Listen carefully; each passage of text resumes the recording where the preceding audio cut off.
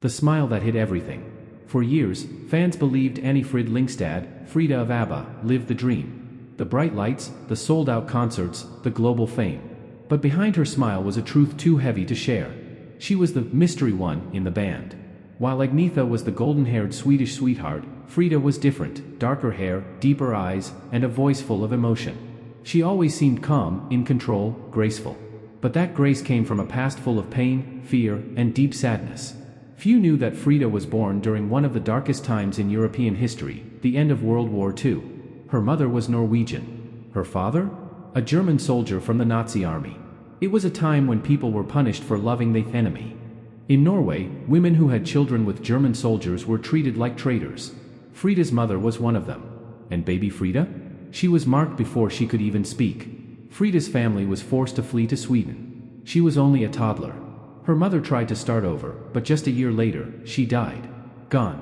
Leaving little Frida behind with her grandmother, who raised her in a small village. Frida grew up not knowing her father. She believed he had died during the war. For decades, she carried that belief in her heart. The truth? Much darker. As ABBA rose to fame in the 1970s, Frida's pain stayed buried beneath the glitter and music. On stage, she shined.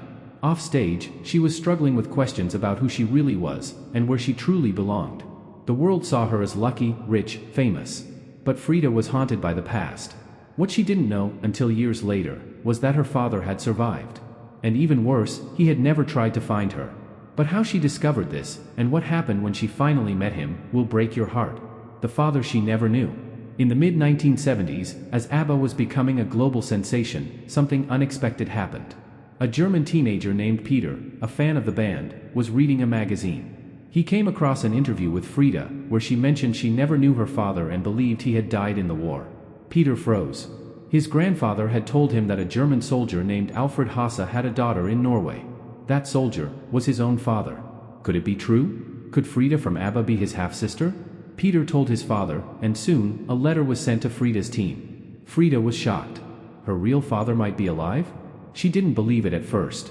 It sounded impossible, even cruel. But something inside her told her to find out. The media caught wind of the story. And before Frida could even process what was happening, reporters were chasing her with headlines like, "Frida's Nazi father found." It was a nightmare. Still, she agreed to meet him. In a quiet hotel room in Stockholm, Frida finally met Alfred Hasse. A man who had never written, never searched, never even sent a message.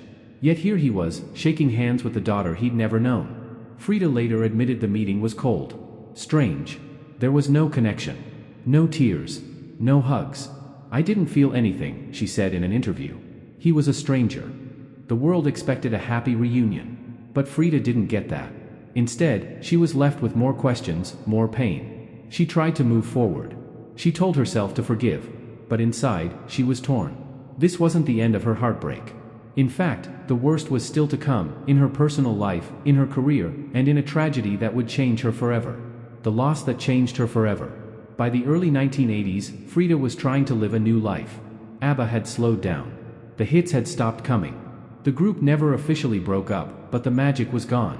Each member went their own way. Frida tried to find herself again. She moved to London. Then she moved to Switzerland. She remarried, this time to a royal. Prince Heinrich Rutzoruß. It seemed like a fairy tale. A pop star turned princess. But fairy tales aren't real. Though she smiled in public, Frida's past always followed her. The loss of her mother, the pain of her father, the complicated end of ABBA. And then, the most painful chapter of her life arrived. Her daughter, Liselott, from her first marriage, had grown up away from the spotlight. Frida loved her deeply. They had gone through so much together. But in 1998, Frida got a call no parent ever wants to hear. There had been an accident. Liselott was just 30 years old when she died in a car crash in the United States. Frida collapsed.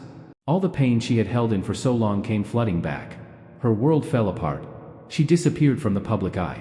No more interviews. No more music. No more appearances.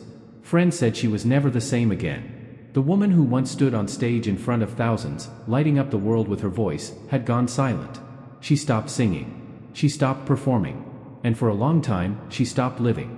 Frida later said that losing her daughter was the darkest moment of her life. "It broke something inside me," she confessed in a rare interview. "I was never whole again after that." Even her royal life grew quiet. Her husband, Prince Rutso, became her only support.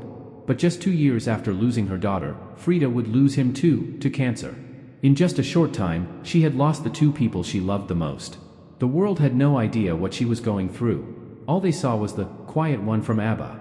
But inside, Frida was grieving, alone, and disappearing from the world she once ruled. It would take years before she returned.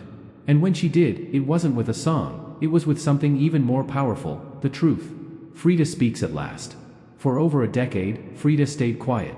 She lived in a small village in Switzerland, surrounded by mountains, away from cameras, interviews, and the world that once cheered for her. But the silence didn't mean she had given up. It meant she was healing. Over time, she began to open up, just a little. A few interviews. A few public events. Her voice, once hidden by grief, started to return. But it wasn't the same voice that sang Dancing Queen. This was the voice of a survivor. Frida finally spoke about everything: the pain of her past, the mother she lost too young, the father who was never there, the heartbreak of losing her daughter and husband. She said something that stayed with many fans. "I spent my early life searching for who I was.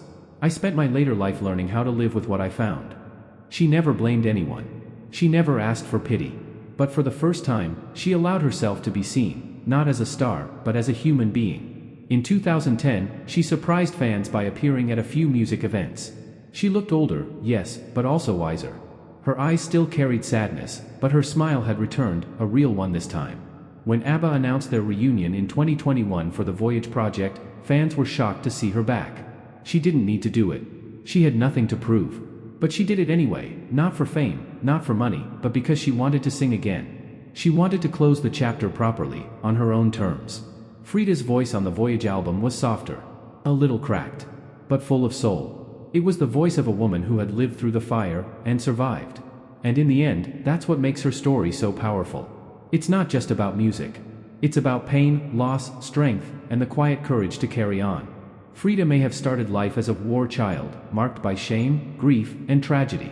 But she became something stronger, a voice for those who feel forgotten, a light for those still lost in the dark. And maybe that's her real legacy. Not the records. Not the money. But the truth she finally had the strength to tell.